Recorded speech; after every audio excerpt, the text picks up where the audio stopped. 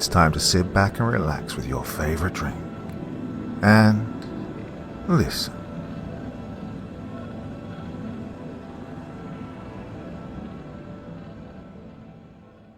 Green Mountain National Forest.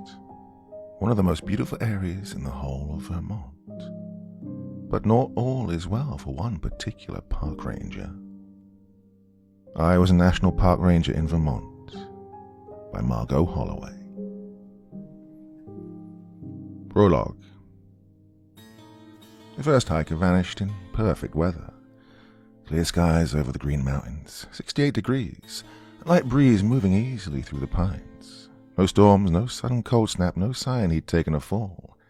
His tent was still standing in a small clearing off the north trails of Green Mountain National Forest.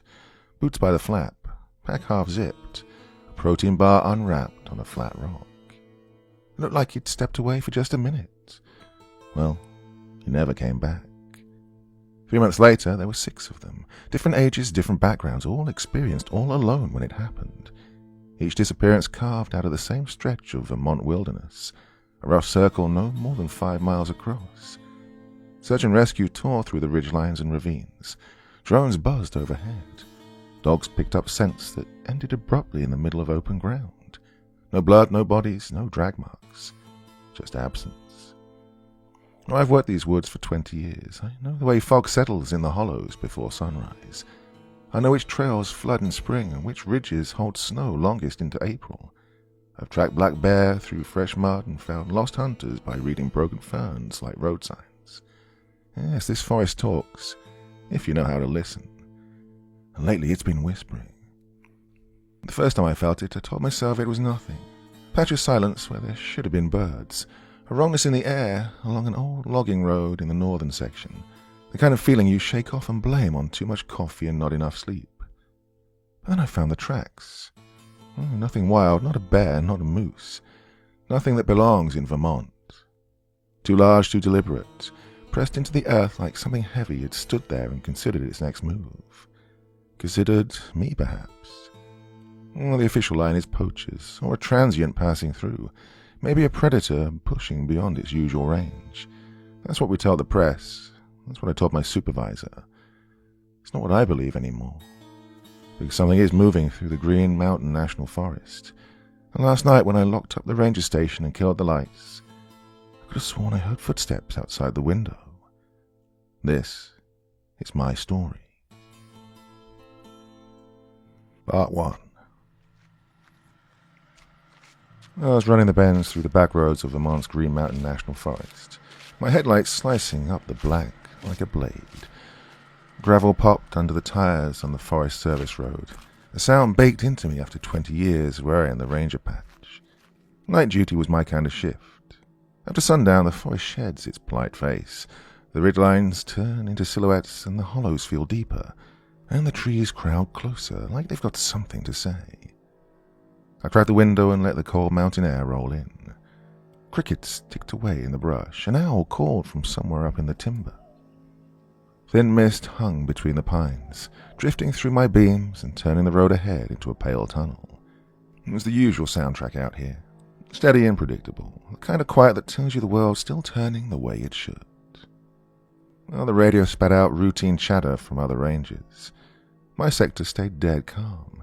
Earlier I cleared 3 campsites, permits in order, fires contained, no drunks trying to outshoot the trees.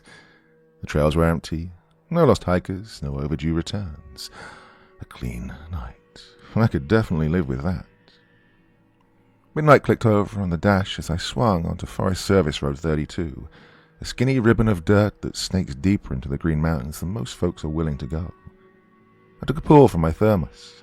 The coffee had gone stale and lukewarm, but it kept my eyes sharp. 2 miles in, I saw it. Headlights. Not moving. They burned in the distance where nothing should have been parked. I eased off the gas and rolled closer. A sedan sat off the shoulder, its hazards blinking in a slow, patient rhythm. Out-of-state plates, dark blue paint swallowing what little light there was. I pulled in behind them and angled my beams to flood the scene. I grabbed my flashlight, stepped out. "Park Ranger," I called, keeping my voice level as I approached. Yeah, you folks okay? The driver's door opened, and a tall man slid out, all angles and sharp lines. Passenger side opened next. A woman, shorter, blonde hair brushing her shoulders. They met at the front bumper and stood shoulder to shoulder, kind of like they'd rehearsed it. Evening, Ranger, the man said. Dylan Logan. This is my wife, Caitlin. Flat tire. His tone was smooth, much too smooth for a situation that would normally induce mild panic at least.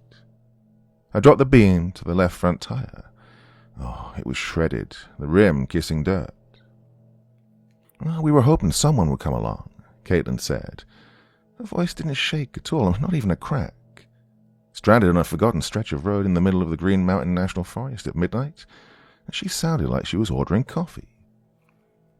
Got a spare, Dylan added. Oh, lug nuts won't budge. I stepped in closer, sweeping the light over them. Dark clothes, more trail-ready than highway casual. Boots that had seen dirt. Dylan had close-cropped dark hair, eyes that tracked me without blinking much. Caitlin's face was calm, flattened, hard to explain, but it was like she was watching a movie she'd already seen. Yeah, where you headed this late? I asked, crouching by the tire. Oh, cabin near Lake Shaftesbury, Dylan said. Just passing through. I nodded. Well, I'll get you squared away. Got the tools in my truck. I stood up, and that's when I realized something. They weren't rattled, not irritated, not relieved.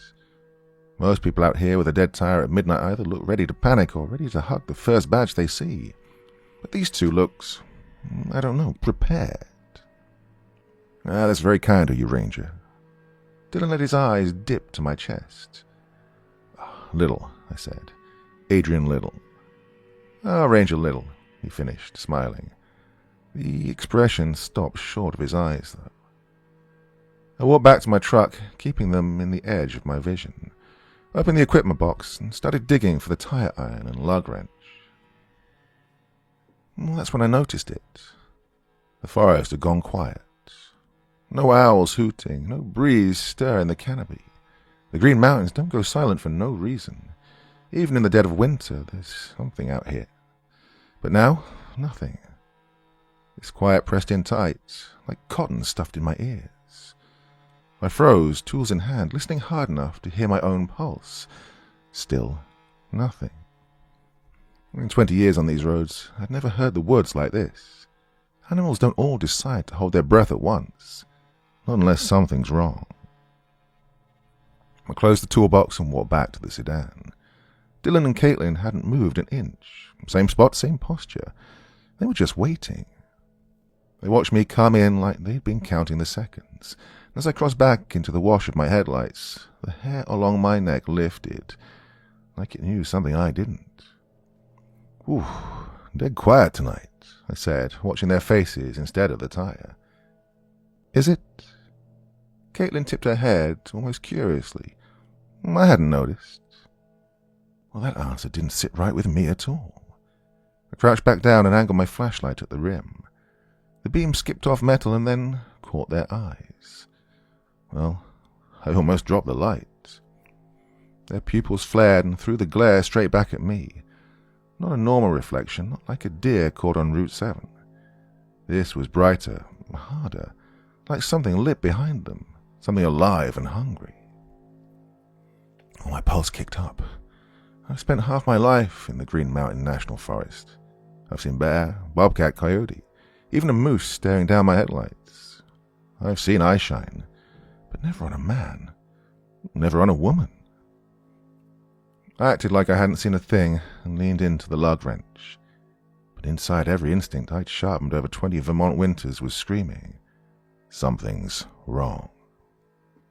I bore down on the first lug nut, making a show of it. Hey, Lake Shaftesbury's a long way from here, I said. 30 miles easy, not exactly roadside country. Well, we prefer it that way, Dylan said. Less noise, fewer distractions. I shifted to the next log. They were both watching me now. Not fidgeting, not grateful, just studying, measuring. The kind of focus predators use before they commit. Yeah, what brings you out toward Cascade this time of night? I asked, keeping my tone steady. Hunting, Caitlin says. I looked up at her. Season doesn't open for another month. Dylan smiled again, thin and dry. We're scouting. I nodded like that made sense. But my right hand drifted closer to my sidearm without me telling it to. The silence was pressing down now, like the mountains themselves were ready for something. Every scrape of metal against metal sounded too loud, like it didn't belong here at all. And then it came. A scream tore out of the timber. It sliced through the green mountains like a blade through canvas, high and guttural at the same time. Not Fox, not Fisher, not anything I'd logged in 20 years of patrol reports. It sounded almost human. Well, if you stripped the humanity out and left only pain and rage. I shot to my feet, my hand clamping onto my holster as I scanned the tree line. The sound had come from deep in the forest, but it was clean and sharp, like it wanted to be heard. But what rattled me worse than the scream was this. Dylan and Caitlin didn't even blink. No flinch, no head turn, no tension. They just kept staring at me with those lit-up eyes.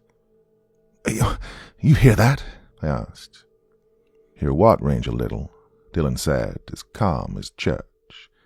Before I could answer, the woods exploded again. Something big was moving through the undergrowth. Not sneaking, but crashing. Branches snapping like gunshots. Brush tore apart. Whatever it was coming straight at us, fast and reckless.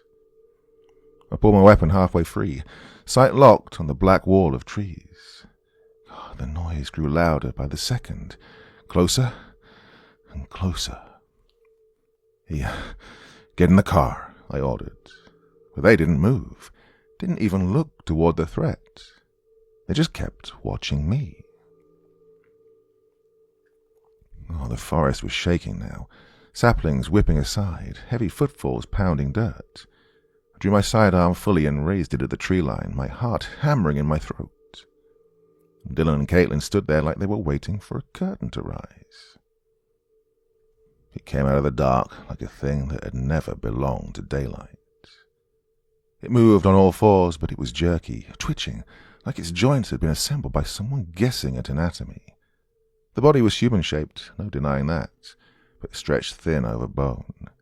Skin pale as bone ash glowing under my headlights against the Vermont dirt. Its limbs were so long, elbows bending at angles that should not exist, knees folding sideways before snapping forward again. Each hand ended in hooked claws that ripped into gravel as it lunged. And the face, oh my God, a skull pulled tight with skin, hollow cheeks, and eyes burning amber, not reflecting light, but making it somehow. Its mouth gaped open, lined with jagged teeth like shattered glass jammed into bleeding gums. Oh, Jesus Christ, I breathed, bringing the sights up. It scrambled toward me in a broken, spider-like rush, closing distance faster than anything its size had any right to. Training shoved aside the panic, and I fired 3 times. The shots cracked across the green mountains, ricocheting off rock and ridge. 2 rounds punched into its chest, 1 tore into its shoulder. The impact staggered it, breaking its forward drive, and it reared up. 7 feet tall, maybe more, thin and towering, blotting out my headlights. And then it screamed. The same sound from the woods, only now it detonated at full force.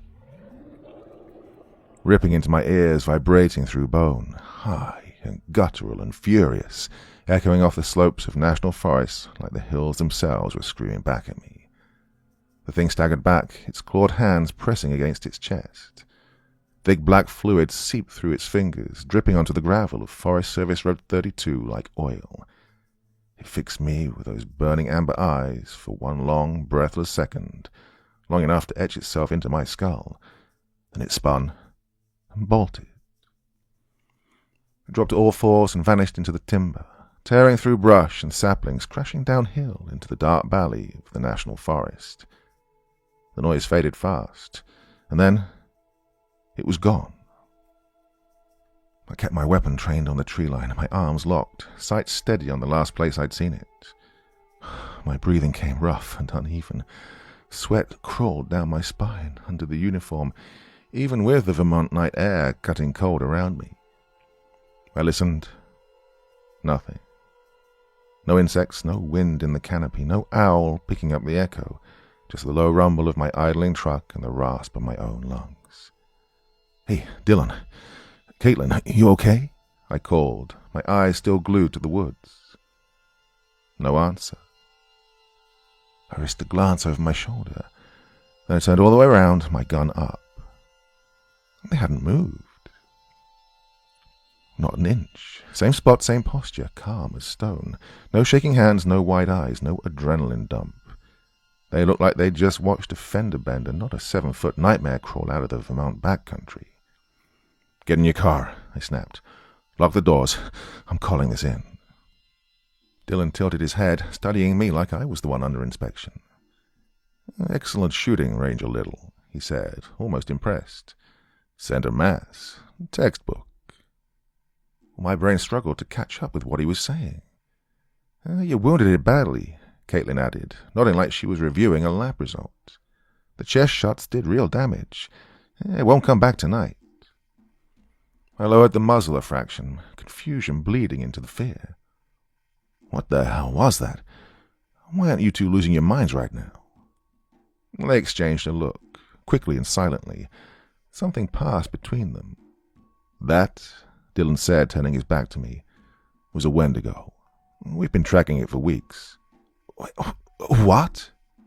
I kept the gun up, sweeping between them in the tree line. The Green Mountains felt tighter now, smaller somehow. "A Wendigo," he repeated calmly. "A predator. Used to be human once. Now, something else. Surely you've heard the stories. Northern forests are full of them." My head felt light. "You're telling me that thing, it was some kind of legend. You knew it was out here?" "Not just knew," Caitlin said. "We came for it."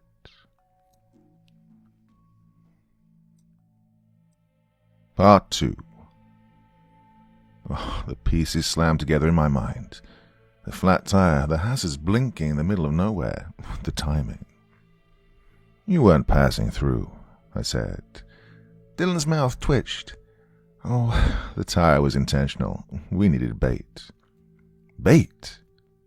My finger hovered near the trigger again. "You used yourselves as bait." Caitlin's eyes locked onto mine, steady and cold. Not ourselves. You." A chill slid through me that had nothing to do with the mountain air.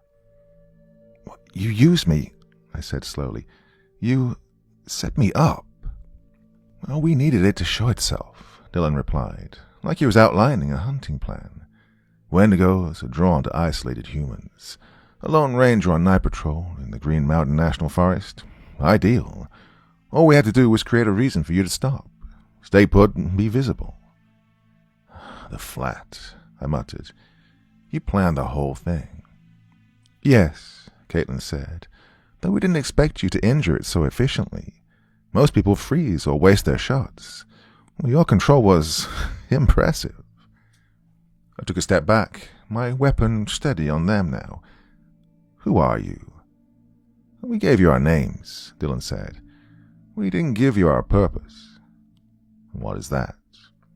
"We hunt," he said simply. "Things that live in the blind spots of your world. Things like the Wendigo. Creatures that move through places like these mountains and feed until someone stops them. You decided to gamble with my life to do it." My voice came out sharper than I expected. "You didn't think to warn me." "We were here," Caitlin said. "We wouldn't have let it kill you. You were never truly at risk." I let out a short, ugly laugh.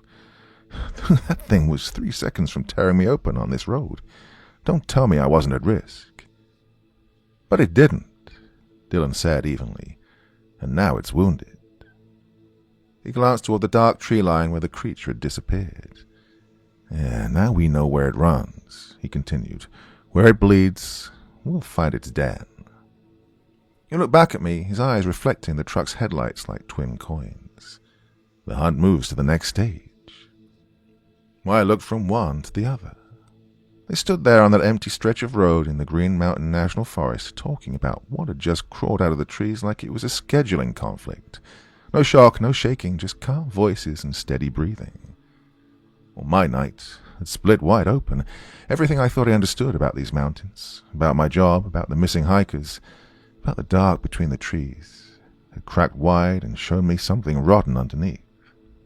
Well, what happens now? I asked, but I wasn't sure I wanted to hear the answer. Now, Dylan said, we finished changing the tire, and then we track it. Caitlin's eyes caught the headlights again, flashing back that animal shine. Well, the real question, Ranger Little, is what you're going to do now that you've seen what actually lives in your forest. I didn't answer. I couldn't. My world had just tilted off its axis, and I was still standing there with my weapon drawn, wondering if I'd finally lost my grip on reality somewhere between Lake Shaftesbury and Route 32. I edged back toward my patrol truck, never taking my eyes off them. My sidearm felt welded to my hand, metal warm against my palm. The Vermont air had gone cold again, and the forest was back to that suffocating silence. What you encountered, Dylan went on, his voice as smooth as ever, is called a Wendigo, and it was human once. I hit the rear quarter panel of my truck and stopped. Human. My voice sounded like it wasn't mine. That thing wasn't human. Not anymore, he said. They change after extreme starvation. When someone crosses a line in these woods, when they eat what they shouldn't, something changes them permanently. Caitlin stepped forward then, controlled and deliberate. Now that one's responsible for 6 disappearances in this sector over the last 3 months, mostly solo hikers. 6. The word came out flat. I'd logged 3 missing persons reports. 3. I would have known if it were double that. This was my stretch of the Green Mountains, my responsibility. Come on, who are you? I demanded. Really? I mean, you're not tourists and you're not hunters. They traded another one of those silent exchanges then. We're, specialists, Dylan said at last. We deal with things that operate in the blind spots of your world, the predators that don't make it into your reports. Supernatural threats, Caitlin added. Creatures your authorities don't have a category for. Well, a laugh tore out of me then. Supernatural? You actually expect me to swallow that? Well, you just shot one, Dylan said. What would you call it? My mind scrambled for something rational. Diseased bear. Escaped experimental animal. Maniac in prosthetics. Well, none of it fit. Not the way it moved. Not the joints bending in ways they shouldn't. Not those burning eyes or that scream that rattled the hills. Your rounds hurt it, Dylan continued. But bullets won't kill a Wendigo, not permanently. At best, you slowed it down. Then how do you kill it? I asked before I could stop myself. Fire, Caitlin said. Well, silver helps. Both is better. And they said it like they were debating weather patterns over coffee.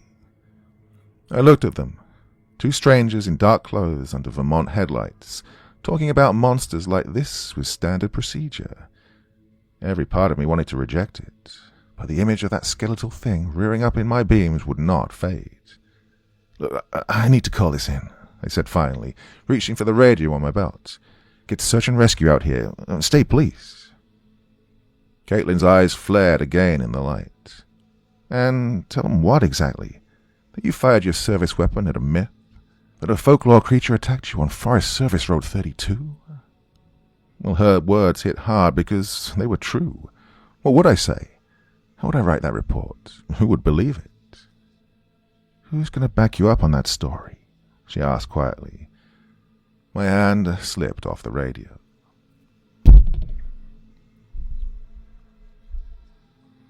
Dylan walked back to the sedan and popped the trunk.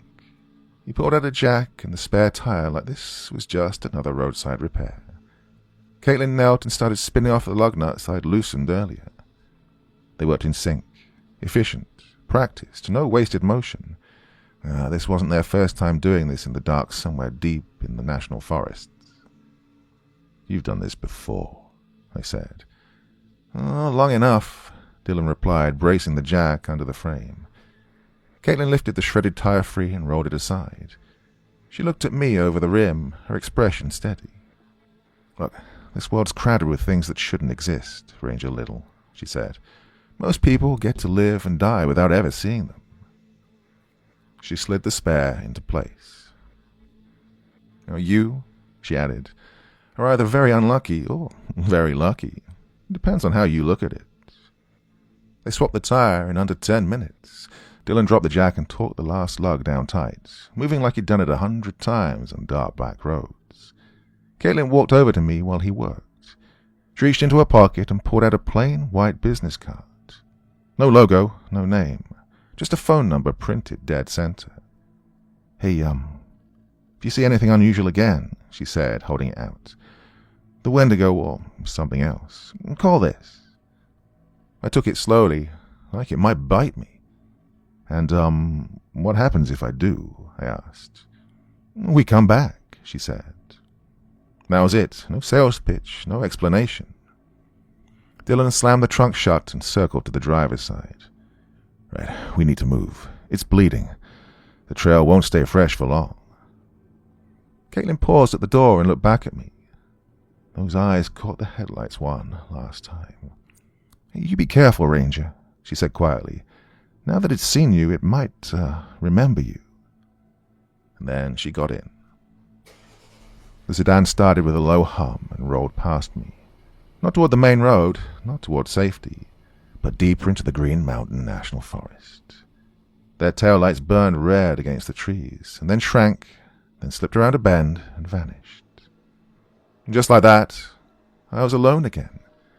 Alone on a strip of gravel with the memory of something impossible and a card in my hand. I flipped the card over. It was blank. The forest eased back to life like nothing had happened. Crickets ticking in the brush, an owl calling from somewhere up the ridge. Wind sliding through the pines. The Green Mountains pretending to be ordinary again. But they weren't. In 20 minutes, everything I thought I'd understood had been ripped open. I holstered my weapon and climbed back into the truck. I set the card on the dashboard where I could see it. My hands didn't shake when I turned the key. They should have. My head, though, that was a different story. It was a storm. For 20 years I patrolled these woods. I thought I knew every thread out there. Black bear, the occasional cougar drifting through, coyotes bold enough to test campsites. Dangerous, sure, but predictable, bound by rules. What I'd seen tonight didn't follow any rules. I drove back to the ranger station through the winding dark, my headlights carving through mist and timber. The whole way my mind replayed it, bursting out of the trees. The way it crawled, the way it stood. Skin stretched tight over bone, amber eyes lit from within. That scream when the rounds hit. When I stepped into the station, I felt hollow. Johnson had cleared out hours ago for his own route. All that greeted me was the buzz of fluorescent lights and the tired gurgle of the coffee maker in the corner. I hung my jacket, set my hat on my desk, and dropped into the chair like I'd aged 10 years on that road. 20 years in Green Mountain National Forest. I thought I had the inventory memorized. Well, tonight proved I didn't. I pulled out my phone and opened the browser. The signal crawled, but it held. My thumbs hovered for a second before I typed Wendigo Legends. Well, the results loaded in patches. First the garbage, tourist junk, horror movie pages, campfire stories. But I kept digging. Deeper links, academic sources, anthropological notes on Algonquian lore, old trapper journals, settler accounts from the 1700s. I read, human transformed through cannibalism, extreme height and strength, emaciated frame, limbs elongated beyond natural proportion, amber or yellow eyes reflecting light unnaturally, skull-like face, jagged teeth. My stomach tightened. One account from an 18th century fur trader described it stalking on all fours and then rising upright to strike. Another mentioned the silence, total and immediate. Birds, insects, everything going still when it hunted. I leaned back and rubbed my eyes. The lights overhead hummed, drilling into my skull. I discharged my service weapon at something I could not classify. Well, that meant paperwork, a formal report, maybe questions from the state. The wall clock read 3:15 when I finally pulled up the incident report from my computer. The cursor blinked in the empty description of incident field. Well, I stared at that for a long time. Then I started typing and stopped, deleted, started again. Responded to report of disabled vehicle on Forest Service Road 32 at approximately 0:05 hours. While assisting occupants, encountered unknown aggressive animal emerging from tree line. Animal displayed threatening behavior. Discharged service weapon 3 times. Animal retreated into forest. No injuries to civilians or officer. Well, I hesitated before finishing that last line. Animal type, unknown. Possibly large predator. I read it back to myself. It was a lie. It was the only version of the truth that wouldn't cost me my badge. I read my report twice. Well, it wasn't a lie, not exactly. Just a clean version of the truth. The kind that keeps your badge and avoids a psych eval. I attached the GPS coordinates, listed Dylan and Caitlin as witnesses, added the plate number from their sedan, and hit submit. The system swallowed it without question. After that, I brewed a fresh pot of coffee. Sleep was not happening anyway. The rest of the shift crawled by. Every creak outside the station windows made me tense. Every gust of wind scraping branches against the siding had me glancing toward the door. The National Forest felt closer than usual, like it was pressing up against the glass. Well, the next day wasn't any better. Around the eastern trails, with my hand hovering near my sidearm. Every time the woods dipped into silence, my body locked up. I'd stop and listen, waiting for that heavy, unnatural stillness I'd felt on Service Road 32. But the normal sounds always crept back in. Jays screaming, squirrels tearing through leaves, wind threading the pines.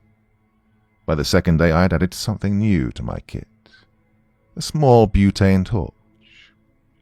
It rode in my pocket next to my usual gear. And if Caitlin was right about fire, I didn't want to rely on rounds alone. That evening I pulled the white card from my wallet. Plain, no name, no company, just a phone number and an area code I didn't recognize. I dialed. It rang once. Then a flat recorded voice. The number you have dialed is no longer in service. I hung up, dialed again. Same message.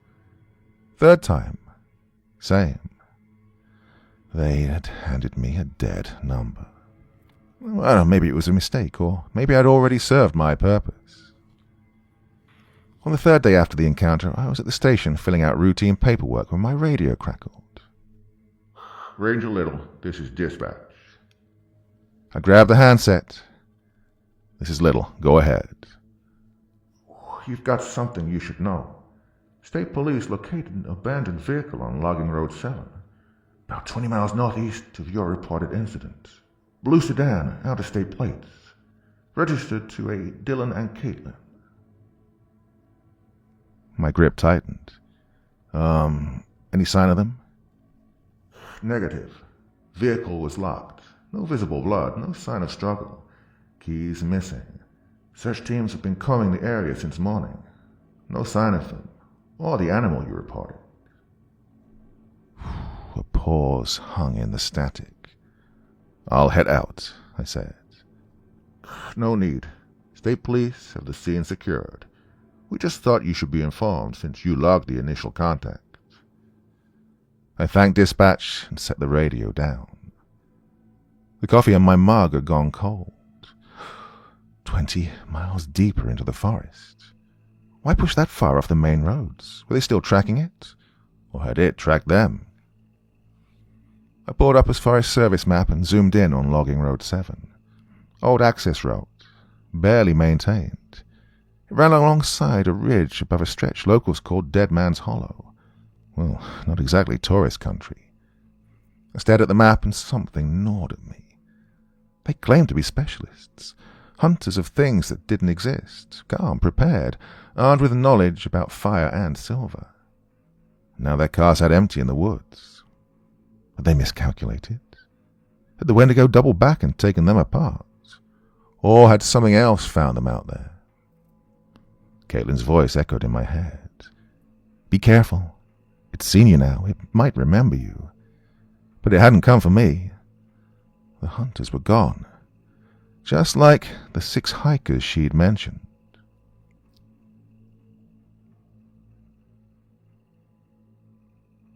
Part 3. I closed the map and looked out the station window at the endless sweep of green. Somewhere in that sprawl of ridges and hollows, something wounded was still moving through the trees, and the only 2 people who claimed to understand it had vanished. I couldn't shake this thought. Every time I shut my eyes, I saw them standing there, calm, unreadable, as that thing burst from the tree line. I heard Dylan talking about transformation, cannibalism, hunger twisting a person into something else. It sounded insane, but I'd seen it, and I'd shot it. During a morning patrol, I pulled over at a scenic overlook and killed the engine. The valley below was quiet, mist hanging low between the hills. I took out my phone. 6 disappearances. I'd only known about 3. Well, that gap in the numbers ate at me. Back at the station, I logged into the park database and pulled the missing persons reports from the last 3 months. Officially, there were 3. 2 men and a woman. Solo hikers all failed to return. But when I dug into county sheriff logs and cross-checked state police bulletins, I found 3 more. Not officially tied to the park because their intended routes weren't confirmed. But their vehicles have been located at trailheads along the northern boundary of the national forest. 6. Damn. Exactly like Caitlin had said. I spread a physical map across my desk and started marking locations with a red pen. 1 dot, 2, 3, then 3 more.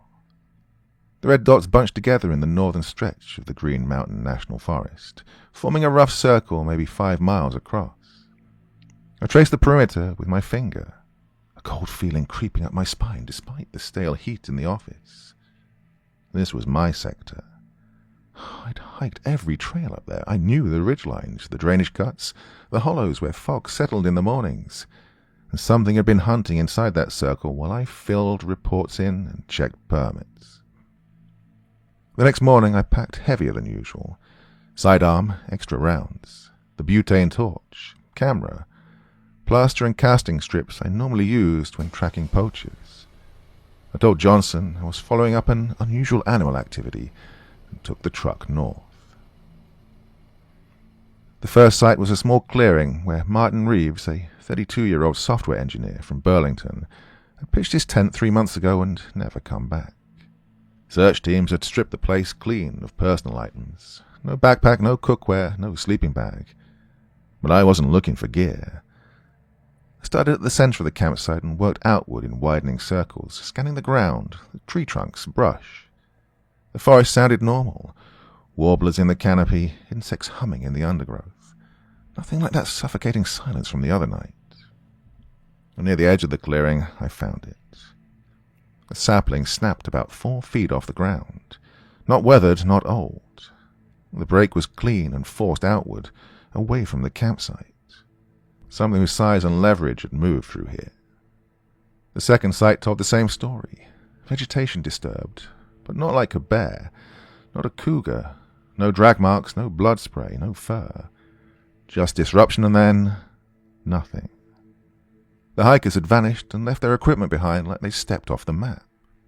By late afternoon, I'd reached the 3rd location, where Alicia Mendez had disappeared 6 weeks earlier. Her camp had been set off trail in a patch experienced hikers sometimes used.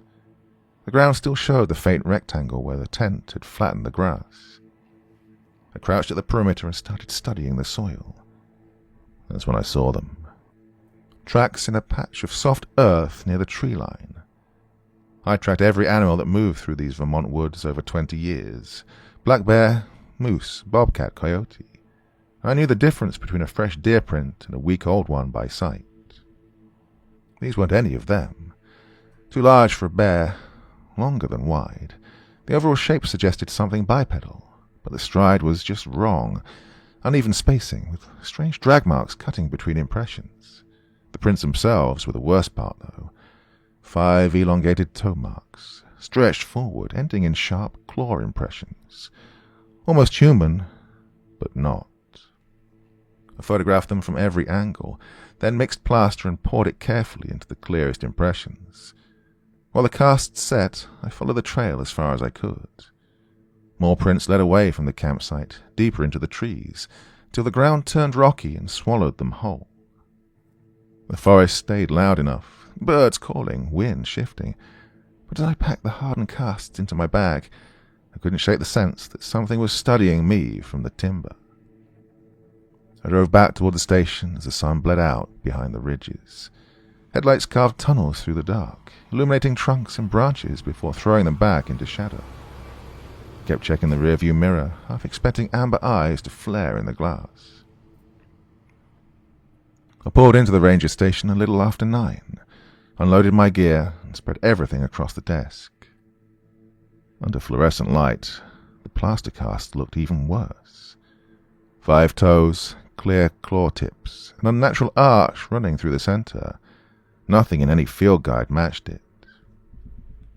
I photographed the casts, uploaded the campsite images, and started organizing the data. Well, the pattern was undeniable now. 6 hikers, all alone, all in the same northern sector. No blood, no sign of conventional predation. Outside, the wind picked up, dragging branches across the roof in slow, scraping passes. I made another pot of coffee and settled in, digging through cryptozoology sites and obscure folklore databases I would have laughed at only a week ago. Now I cross-referenced everything with a straight face. Close to midnight, I heard it. A faint scratching at the window behind me.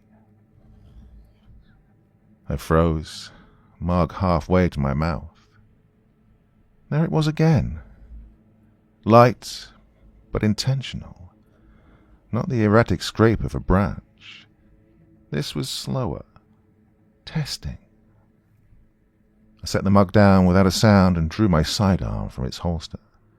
The station was mostly dark except for my desk lamp. From outside, anyone, or anything, could see me clearly while staying hidden in the tree line. I stepped away from the light and pressed myself against the wall beside the window. The scratching shifted from one pane to the next. This was deliberate, almost curious. I took a breath, moved fast, and slapped the switch for the exterior floodlights. And the scratching stopped. Dead. I leaned toward the glass. 3 fresh gouges scored the outside of the window, carved straight down through the condensation, deep and parallel. As my eyes adjusted to the floodlit yard, I caught movement at the edge of the trees, a pale shape slipping between trunks. Thin, emaciated, limbs bending awkwardly. It moved with that same broken, jerking gait I'd seen on Forest Service Road 32. The Wendigo. It hadn't stayed in the northern sector.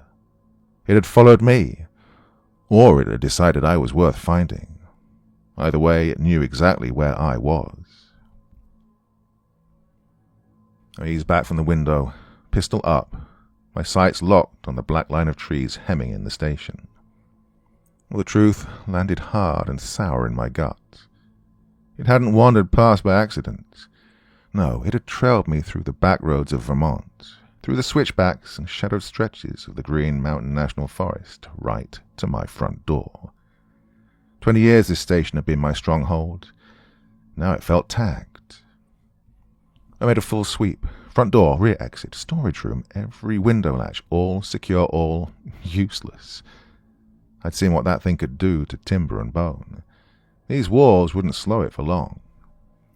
Then another thought hit, worse than the first. Those two. They'd gone into the North Woods hunting the same nightmare, bragging about experience and fieldcraft. Their truck was found empty off a service road, the doors hanging open. No bodies, no blood.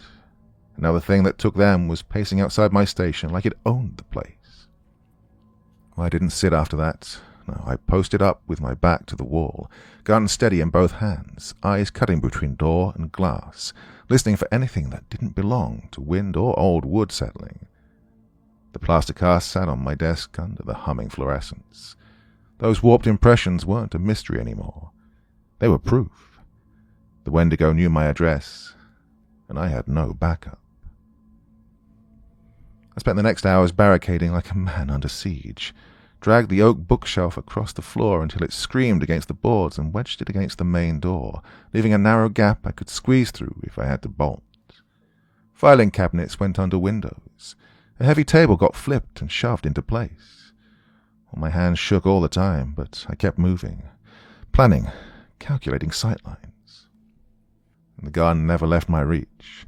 On the desk while I dug through files, on the sink while I splashed cold water on my face, on the pillow when exhaustion dragged me down for 10-minute stretches of broken sleep. The weight of it steadied me, even if I knew regular rounds would only slow that thing, not stop it. Those claw marks on the glass wouldn't leave my head. 3 clean parallel gouges through the condensation. Not random, not animal panic. This was a message, and it stood inches from where I slept and worked. It would be back. I went back to the computer. The tourist junk and campfire stories were gone. I was digging into academic journals now, anthropological studies, tribal histories, anything that mentioned the old Algonquian legends. The deeper I went, the darker it got. Accounts from the northern forests, from winters that swallowed men whole. One detail kept repeating across sources. You don't kill a Wendigo the usual way. Fire or silver. The fire I had. The butane torch was already in my kit. Silver was another problem. I leaned back, scanning the station. We weren't exactly stocked with blessed ammunition in rural Vermont. I settled on the old desk in the corner, the one nobody bothered to clean out after Johnson's predecessor retired. I crossed the room and yanked open the top drawer. Ugh, paper clips, dried pens, and an ornate silver letter opener with an engraved handle. I remembered the story. Department retirement gift, real silver. I weighed it in my hand. Solid. Cold. An idea took shape. 4 hours later, after burned fingers and more than a few ruined rounds, I had 6 ugly, homemade, silver-tipped bullets. I'd shaved down the standard rounds, soldered slivers of the letter opener onto the tips using a maintenance kit iron. They looked rough and uneven, but, well, they were all I had. I loaded them into the magazine one by one. The clicks sounded louder than they should have. I set the pistol on the desk beside me and waited for dark. Night in the Green Mountains drops fast. 1 minute the ridgelines are grey, the next they're gone. Outside the station windows the forest turned to ink, broken only by the hard white spill of the exterior floodlights. I sat at my desk, with reports open, pretending to work, my eyes never still. The woods went quiet again. Not normal quiet, not the slow fade of birds and insects. No, this was a dead hush, the kind that presses on your ears. Around 11 it started, a soft scrape along the east wall. I was on my feet in a second, gun in one hand, flashlight in the other, stepping out of the desk lamp's glow. No sense lighting myself up like a target. The scratching shifted. North window, then west. Slow and curious. Testing. It wasn't lunging anymore. It was thinking. Through the slats of the blinds, I caught flashes of it. Long, pale limbs bending in unnatural ways. Movements jerky and offbeat, like a puppet dragged by invisible wires. Its eyes caught the station lights, 2 amber coals burning in the dark. I saw the old wounds, too. The bullet hits from our first encounter out near the ridgeline. Dark scars against stretched ashen skin. Smaller now. Tightened. Healing. I moved differently this time. No reckless charges. It would approach a window, tilt its head, study the frame, then drift away to another door. Learning the layout. Mapping my defenses. Well, that scared me more than the claws. The phone shrieked from the desk, and I nearly fired at the sound. Johnson's name glowed on the screen. I answered, forcing my voice flat while my pulse hammered in my ears, the Wendigo still circling somewhere in the dark beyond the glass. Nothing much here, Adrian. Just checking in. You've been clocking serious hours at the station. Everything good out there? I kept my eyes on the window as Johnson talked. The creature's outline slid past the glass again, tall and warped against the floodlights. Yeah, I said, watching it move along the wall. I'm chasing a lead on some poachers up in the north section. Think I got something worth following. You want backup?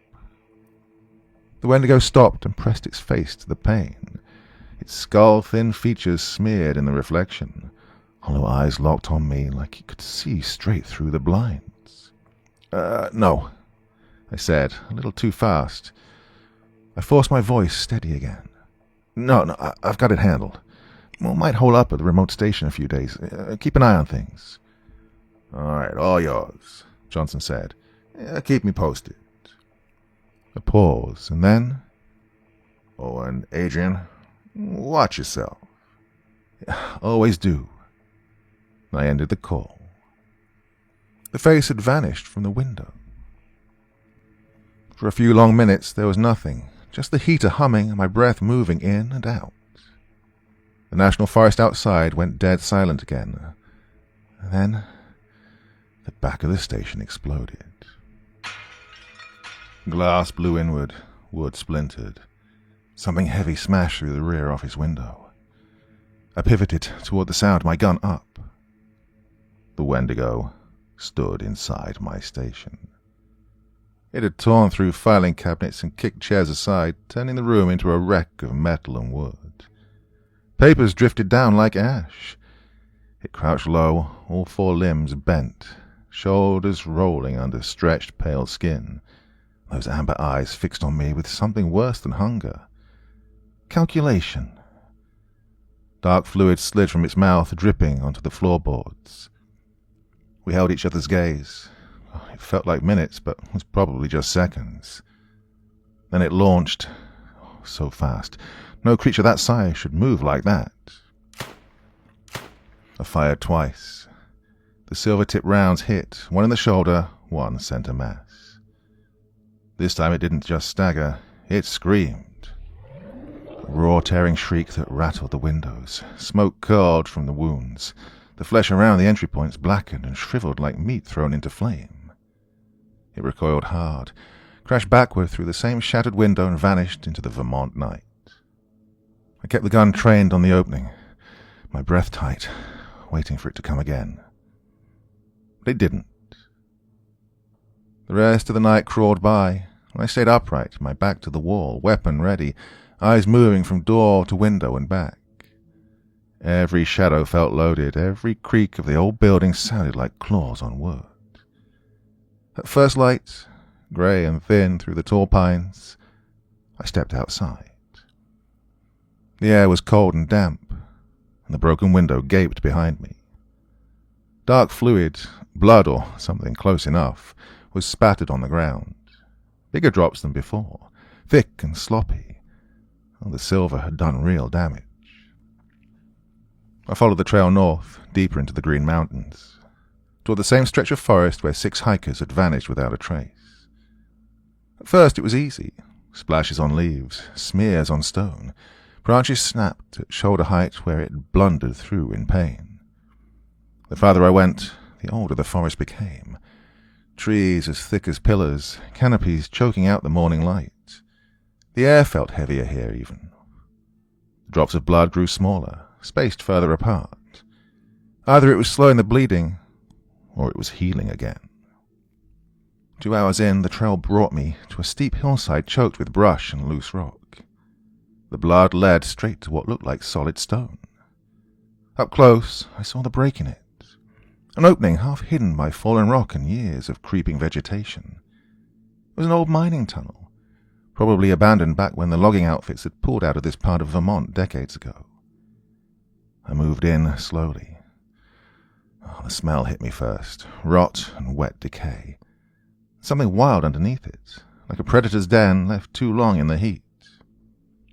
Just outside the mouth of the tunnel, scattered among dirt and stone, were human remains. Bone shards, a strip of torn fabric that might have been part of a hiking boot, a crushed watch, the face cracked and caked in mud.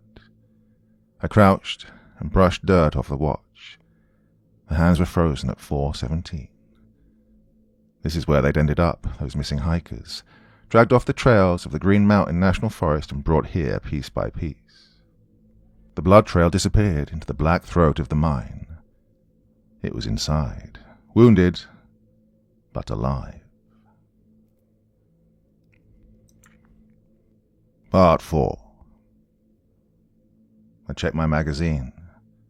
3 silver rounds left. I backed away from the tunnel and headed for the station, already running through what I'd need for the next move. Whatever waited in that mine, this was going to end one way or the other. The flamethrower felt like an engine block in my hands. Standard wildfire gear, usually locked away in a dented metal cabinet at the station. Meant for brush fires and lightning strikes, not whatever had been stalking my woods.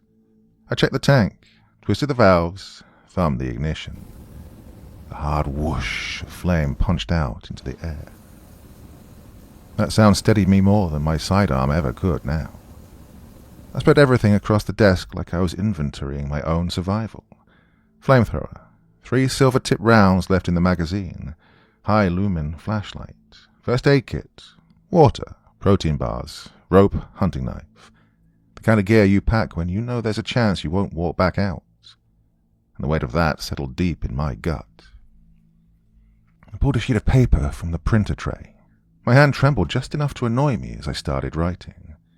If I didn't come back from that mine, someone needed the truth. Not poachers, not a bear gone rogue. So I wrote it all down. Dylan and Caitlin, the first sighting, the tracks, the missing hikers, the blood trail, the mine entrance carved into the hillside like a mouth. What I was about to do. When I finished, I folded the pages, sealed them in an envelope, and wrote Johnson's name across the front. I propped it against the monitor where nobody could miss it. And then I geared up. Pack loaded, straps tight across my shoulders, flamethrower harness biting into my back, pistol secured at my hip. The drive north took forever, too slow and too fast at the same time. The road cut through dense Vermont timber, tall pines hemming me in. Every bend felt like it was leading somewhere final. I parked a quarter-mile from the hillside, killed the engine, and stepped out into the cold air. No sense announcing myself. From here I moved on foot, quiet and deliberately. The forest was still. No birds, no wind. I reached the mine entrance and paused. Oh, that smell rolled out to meet me, rot and wet stone, old death soaked into the earth. I flicked on the flashlight, took one breath I immediately regretted, and stepped inside. The beam sliced through the blackness, revealing a narrow tunnel framed by rotting support beams. Timber swollen and splitting with age, water dripping somewhere deeper in, a steady plink, plink, plink, echoing off the stone. The blood trail was still visible in places, dark and tacky against the rock. I followed it. About 20 yards in, the tunnel widened into a small chamber. My light swept the floor and caught on something pale. Bone. I stepped closer and felt my stomach twist.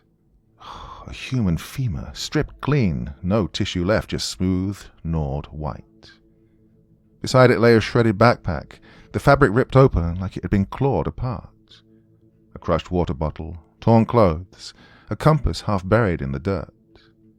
I crouched and searched the side pocket. A wallet. I opened it. The license inside read Marcus Jenkins. one of the 6. I moved on, my pulse hammering in my ears.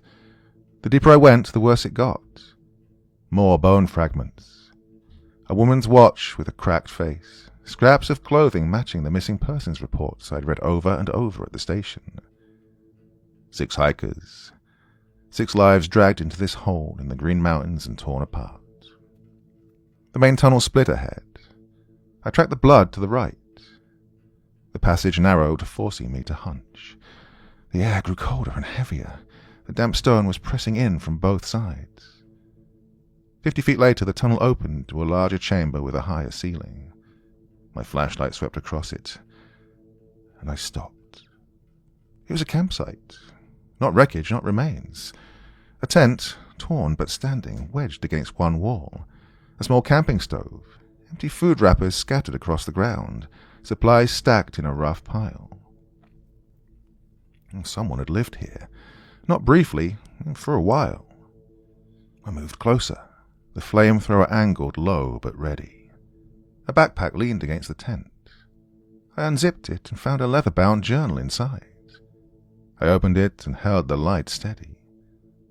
The first entries were normal. Trail notes, weather observations, mileage estimates. James Harmon, the first page read, planned a week-long solo hike through the northern stretch of the Green Mountain National Forest. But then the tone shifted. Day 12, still lost. Food running low. Map useless in these unmarked areas. Day 17, found a mine entrance. At least it's dry. We'll try to find the trail tomorrow. The handwriting grew sloppier as I flipped the pages. Day 23, no food left. So hungry, hard to think. Too weak to keep searching. A cold feeling crept up my spine. Day 25, found another hiker. Says his name is Martin. He's lost too. Has food. We'll head out together tomorrow. I turned the page. Day 26. So hungry. Martin sleeping. Thought about it all night. There's no other way. Oh, I'm sorry. My throat tightened. The entries after that weren't hiking notes anymore. They were confessions, detailed, graphic. How James had killed Martin, how he'd eaten him piece by piece. How the hunger didn't fade afterward, how it grew. He wrote about the changes. Limbs aching like they were stretching, hearing things in the forest he'd never noticed before, smelling blood from impossible distances, hunger that never shut up. The last page was almost unreadable. The letters jagged and warped like the hand that wrote them didn't move right anymore. Hunger, hunger. Not me anymore. Something else, hungry. The ink had gouged into the paper like the pen had nearly torn through it. Somewhere deeper in the mine, something shifted. I'd been digging through old accounts of the Wendigo by headlamp, tucked inside an abandoned shaft carved deep into the Green Mountain National Forest. The story of James Harmon stared back at me from the page. A man who had got lost out here in the Vermont backcountry. A man who'd starved. A man who crossed a line you don't come back from. Cannibalism, just like Dylan had said. Well, the realization hit me. It had been a man who'd broken in these mountains. And something shifted behind me. I turned, but too slow. A massive pale shape exploded out of a side tunnel that I hadn't seen, all bone and momentum. It slammed into me like a falling tree. I went down hard, the breath punched out of my lungs. The flamethrower tore from my grip and clattered across the rock, skidding out of reach. My flashlight bounced away, rolling down until its beam hit the cavern wall at an angle, throwing warped shadows that jerked and writhed like they were alive. In that slanted light, I saw it. The Wendigo. James Harmon, all the shredded remains of him. Its skin was stretched tight over a frame that was so long and wrong. Amber eyes caught the light and burned back at me, not wild, not mindless. No, intelligent and calculating. The silver rounds I put into it earlier had left blackened craters in its chest and shoulder. The flesh there looked burned from the inside out, cracked and smoking faintly. None of it had healed. Thick dark fluid leaked from its mouth as it made a wet, choking sound low in its throat. I scrambled backward, fingers clawing at the stone, and yanked my sidearm free. But it moved first. Despite the damage, it lunged with terrifying speed, its arms stretched toward me, so long the claws spread wide. I fired twice. The shots detonated in the enclosed space, deafening, the recoil snapping through my wrists. One round had hit center mass, the other tore into its shoulder again. Silver met corrupted flesh with a vicious hiss, and smoke curled from the wounds. The creature screamed again, a high, tearing wail that ricocheted off the granite walls of the mine like something dying in a steel drum. But it still hit me, and we crashed together. The gun flew from my hand, skittering somewhere into the dark. We grappled in the half-light, rolling over stone slick with moisture. My God, it was impossibly strong.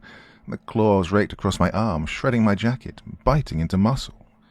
Pain flared hot and immediate. I shouted, more rage than fear, and jammed my knee up between us. I kicked hard into its hollow chest. It staggered back a step, and that was enough. I dove for the gun, my fingers closing around the grip just as it came at me again, jerking and furious. I rolled onto my back and fired upward. The bullet punched into its neck. Another hiss, another burst of smoke. Blackened flesh split open around the silver. The scream this time wasn't anger. It was hurt, real hurt. It recoiled, stumbling, then turned and fled deeper into the mine, its movements twitchy and unnatural, vanishing into the veins of rock that ran under the forest. I forced myself up. My chest was heaving.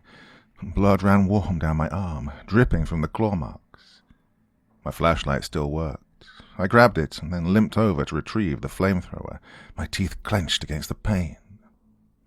The creature had left a fresh trail of blood behind it, thick, dark drops smeared across the stone. I checked the magazine. 2 silver rounds left, that was it. I slung the flamethrower back over my shoulders, tightened my grip on the pistol, and followed the trail deeper into the earth beneath Vermont. I wasn't letting it disappear into the Green Mountains again, not after what it had done to those hikers. Not after seeing the bodies. Not after understanding what it used to be. No, this ended tonight. The tunnel sloped downward, dragging me further below the forest floor. The air grew closer and wetter, and the smell changed. Rot layered over damp stone, heavy and clinging in the air. The blood trail was thicker now. The silver was working. It was bleeding out. Good. I moved carefully, my gun raised, tracking the remains of a man who had traded his humanity for survival and found something worse. The passage narrowed until I had to crouch down. Rocks scraped my shoulders, and the air felt dense, clogged with decay. I pulled my collar over my nose, but it barely dulled the stench. I'd worked wilderness search and recovery for 20 years now, and I'd found bodies in the summer heat, animals left to bloat and burst, but this was much worse. I slipped the flamethrower off my back and carried it in front of me. The space was too tight to risk getting tangled. My sidearm felt heavier now, knowing what was left in it. 2 silver-tipped bullets I'd made myself. 2 chances. The blood trail curved sharply around a bend. I pressed my back against the rough wall and listened. Breathing. It was wet, ragged, and strained, and it was close, and it was hurting. I drew in a slow breath, steadied my hands, and stepped around the corner. The tunnel opened suddenly into a cavern so wide my light couldn't claim it, at least 30 feet across. The ceiling vanished into darkness, and somewhere above, water dripped in slow, hollow echoes. The air moved differently down here. It was less suffocating, but the rot was stronger, like something had been living and dying in this space for a long time. My beam found it at the far wall. The Wendigo had dragged itself there, and it was crouched low, its spine curved, back pressed against stone. Its amber eyes locked onto mine again, reflecting the light like an animal caught on a back road at night.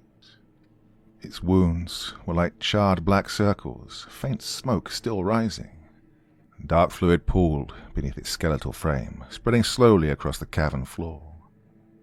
James Harmon, looked at me from inside that ruin of a body, and he knew I was coming. I eased the flamethrower down onto the stone and kept the pistol locked on it. The thing didn't flinch, it just watched me. Not like an animal cornered in the Green Mountain National Forest at all. Not like something feral and blind with pain. No, its gaze tracked me with thought behind it. Calculation. Memory. After all, it had once been a man. James Harmon. That was the name in the journal I'd found. Another lost soul swallowed by Vermont's backcountry. A hiker who'd run out of food, out of hope, and finally out of humanity. Nowhere left to go, I said. My voice bounced off the cavern walls and came back thin and hollow. I picked up the flamethrower again and began circling, slowly and deliberately, keeping 10 feet between us. Close enough to finish it, but far enough to react if it tried something. Its chest rose and fell in jagged pulls. Oh, each breath sounded wet. The silver had done real damage. It didn't move, didn't even try. That's when my flashlight beam slid past it and caught something else against the far wall. 2 shapes. Human. I shifted the light. Oh, the bodies lay crumpled against the rock, half devoured, dark clothing. Oh, I knew it instantly. It was Dylan and Caitlin. They'd been ripped apart like animals, their limbs twisted at impossible angles, flesh stripped clean in places, bone gleaming pale under the beam. Dylan's chest was hollowed out, a cavern of its own. Caitlin's face was somehow untouched, her eyes wide and glassy, but her throat was gone, torn open down to the spine.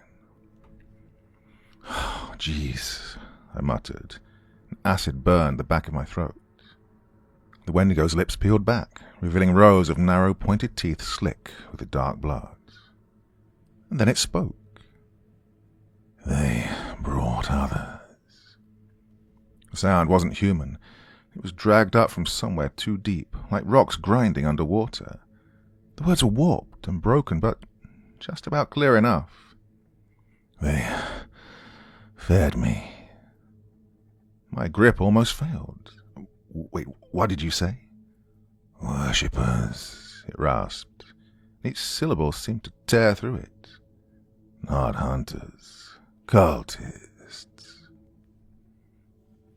My mind reeled, but I kept the gun steady. Those 2, I said slowly. What, they were cultists? Its head tilted, a jerky motion, almost a nod. Sacrifices. 6 hunters. Would have been 7. His eyes locked onto mine.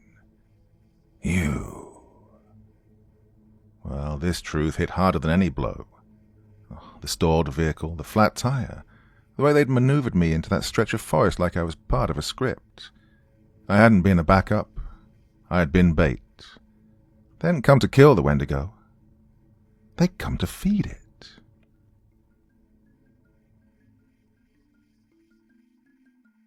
Part 5. They misjudged.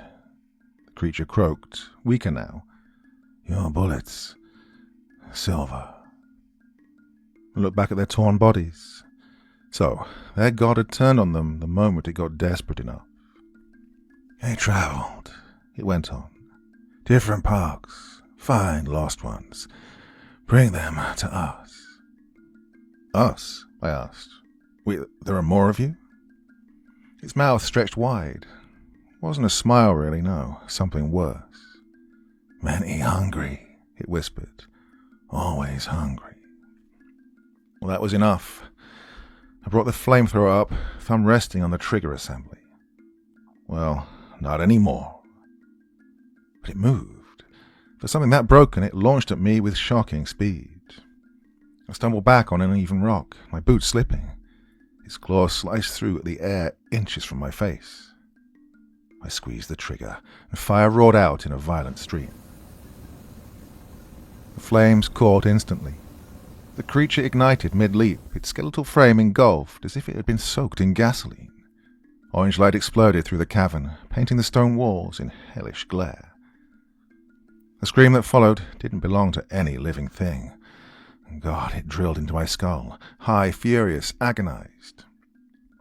It thrashed, slamming into the cavern walls, setting shadows into wild motion. Flames crawled along the ceiling, the heat blasting against me hard enough to force me back. A crack split the air, then another. Oh God, the mine was giving way. Chunks of stone dropped from above, pebbles first, then fist-sized rocks. The entire structure trembled like the forest floor during a landslide. Oh, but I couldn't leave empty-handed. I sprinted toward Dylan and Caitlin, skirting the burning Wendigo as it staggered and shrieked. Near Caitlin's body lay a backpack. I snatched it up and tore it open. Papers, a journal, maps marked with locations across multiple states. State parks, wilderness areas. There was a pattern to this. I slung it over my shoulder. Dylan's phone was still in his jacket pocket, so I took it. Around his neck hung a small leather pouch. I yanked that free and opened it just enough to see what was inside. Teeth. Human. Another boulder smashed down a few feet away, shaking the ground under me. The cavern ceiling groaned. The Wendigo was collapsing in on itself now, more fire than flesh, its screams fading into a crackling roar.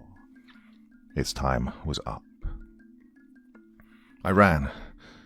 The tunnel felt tighter than before, like the mountain was closing in around me, and dust filled the air, choking and thick, and even with the flashlight I could barely see 10 feet ahead. My lungs burned, my injured arm throbbed with every step, warm blood slick against my skin. And behind me the claps grew louder, stone grinding against stone. The earth was shifting, and the ground buckled under my feet. I stumbled, caught myself, and kept moving. And then I saw it. The faint grey light of day bleeding into the tunnel ahead. I pushed on harder. I burst out of the mine entrance just as the rock face behind me caved in.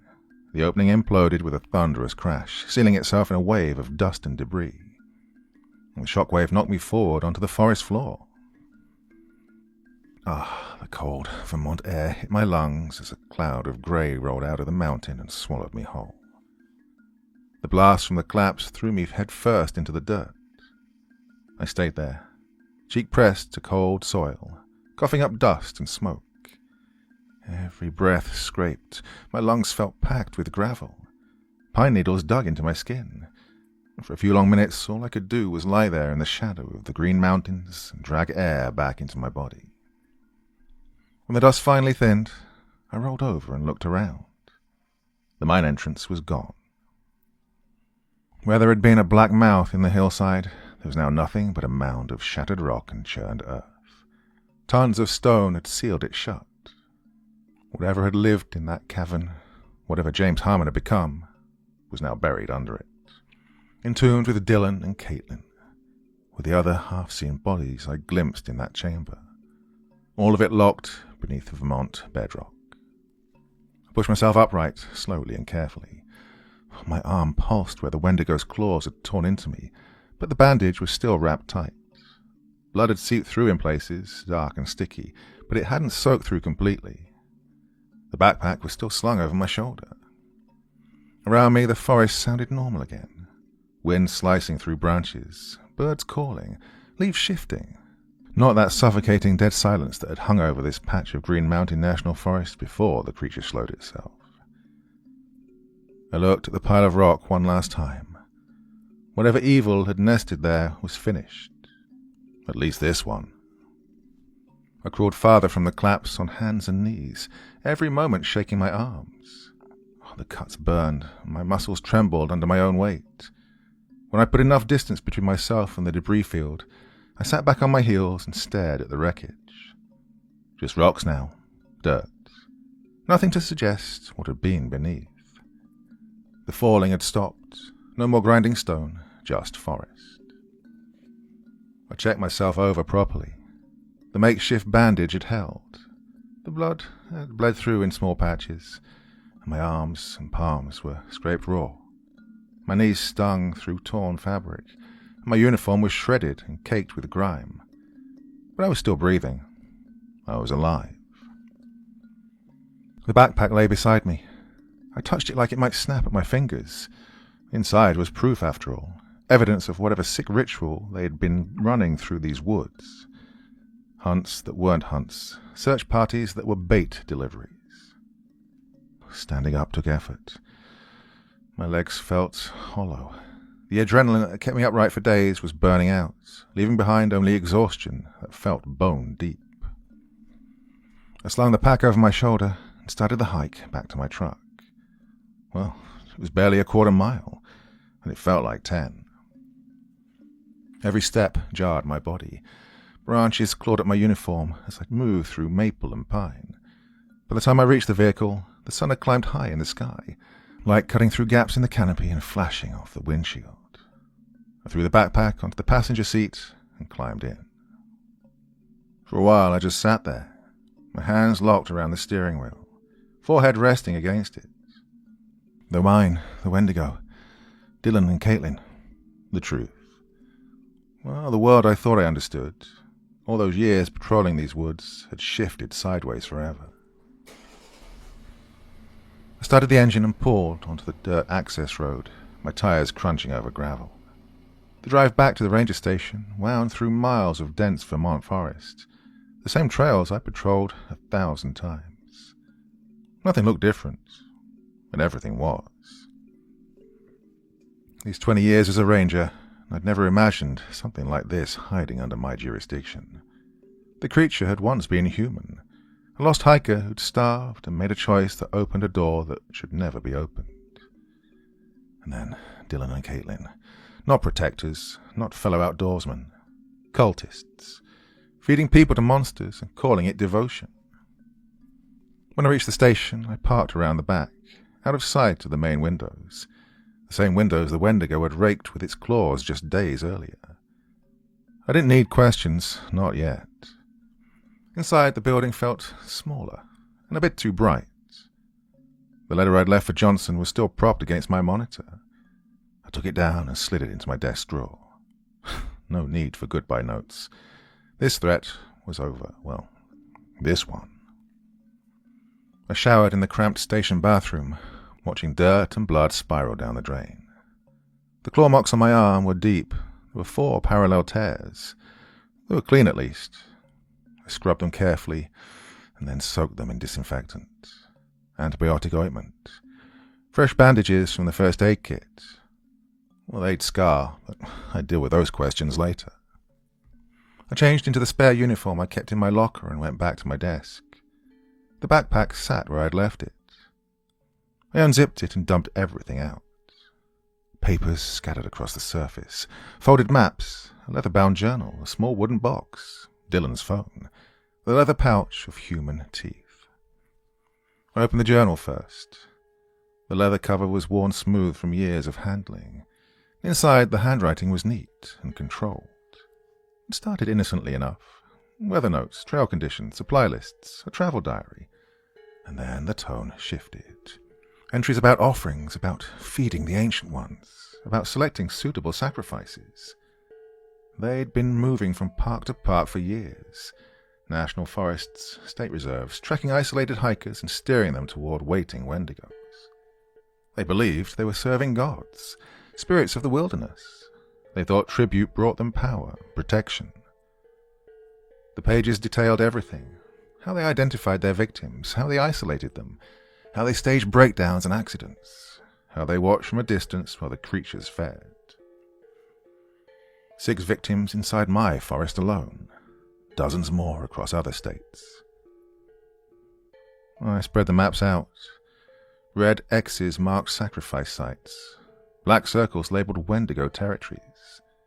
My stretch of Green Mountain National Forest was just one node in something much larger. I powered on Dylan's phone. Photos filled the gallery. Images taken from a distance. Victims on trails, at campsites, getting coffee at trailhead kiosks. They had stalked them, learned their routines, waited for the moment they were alone and exposed. The wooden box held trophies. A wedding ring, a military dog tag, a cracked pair of sunglasses, small pieces of lives cut short and catalogued like souvenirs. I sat there for hours, going through it all, the afternoon light shifting across my desk as the evidence of a hidden war in the wilderness spread out in front of me. The sun bled out behind the tree line beyond my office window, the last light sinking into the ridges of the Green Mountains. One by one, the station lights clicked off until the only thing left burning was my desk lamp. The rest of the ranger station sat in shadow. By midnight, I understood exactly what they'd been doing. I knew I could never tell the whole story. Who would believe it? A Vermont ranger claiming he'd fought something out of folklore beneath Green Mountain National Forest? Cannibal made monster with amber eyes and a human voice. Well, best case, I'd be laughed out of the uniform. Worst case, I'd be sitting across from a psychiatrist explaining why I thought myths had claws. The evidence against Dylan and Caitlin was real, solid. Their own journal, their maps, their photos. A trail of disappearances stretching across state lines. That could stand in the light. Well, the rest, the Wendigo, the fire, the voice in the cavern, that stayed buried under tons of rock with the mine.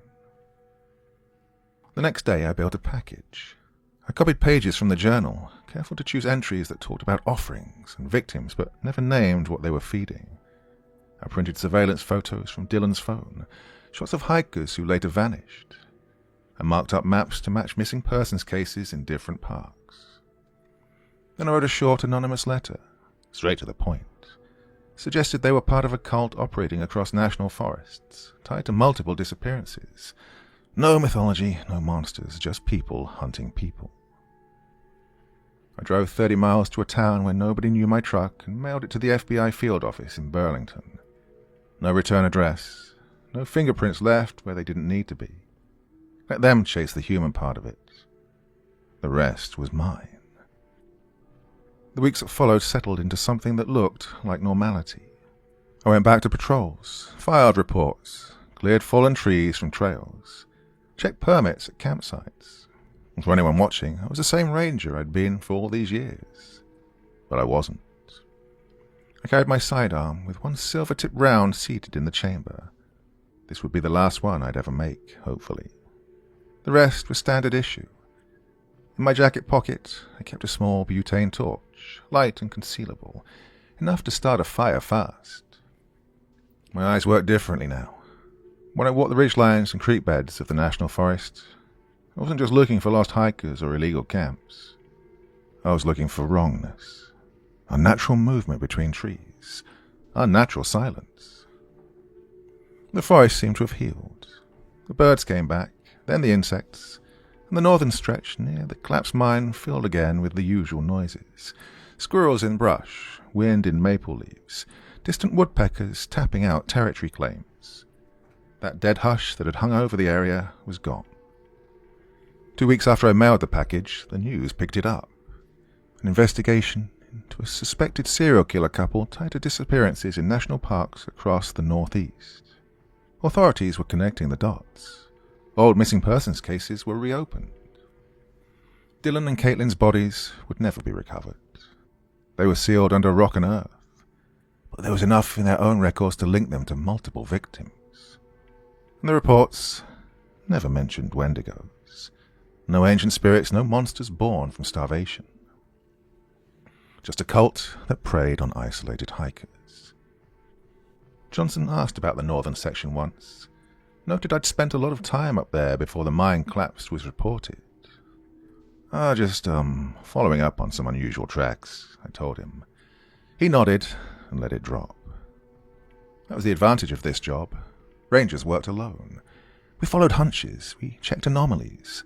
Nobody questioned why I'd spent extra hours in a quiet part of the forest.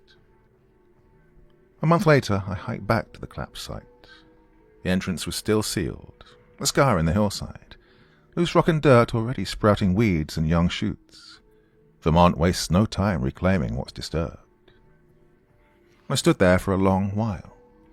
Thought about James Harmon, a lost hiker who'd made one desperate choice and crossed into something else. I thought about them and their warped belief that feeding people to monsters earned them favor. Thought about the 6 hikers who'd never walked back out of my forest. I left a small bundle of wildflowers on the rocks. Not for the Wendigo, not for the cult. No, for the ones who didn't make it home. Then I turned and walked away.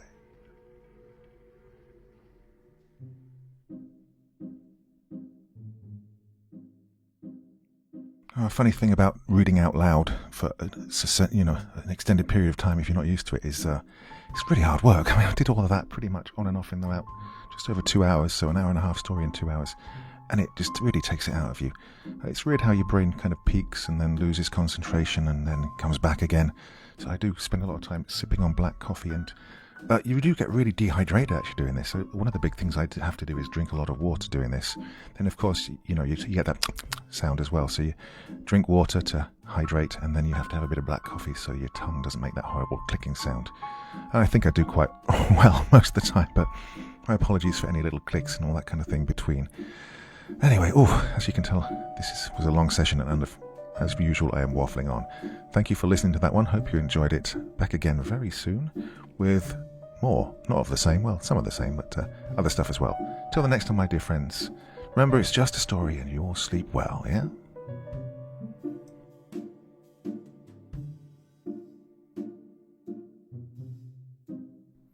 Thank you so much for taking the time to listen to this story today. Really means a lot to me and to the author of the story, of course. Well, if you want to know more about me, I'm pretty much everywhere on social media. You can find me on Facebook, Twitter, Instagram. You can download my music on SoundCloud. I've got a Patreon if you feel like. Throw me $1 or $2. Very much appreciated. And of course, on Reddit, I have a place where you can leave stories if you want me to read one that you've written. Well, hoping to see you all again very soon. Till then, sweet dreams. Bye-bye.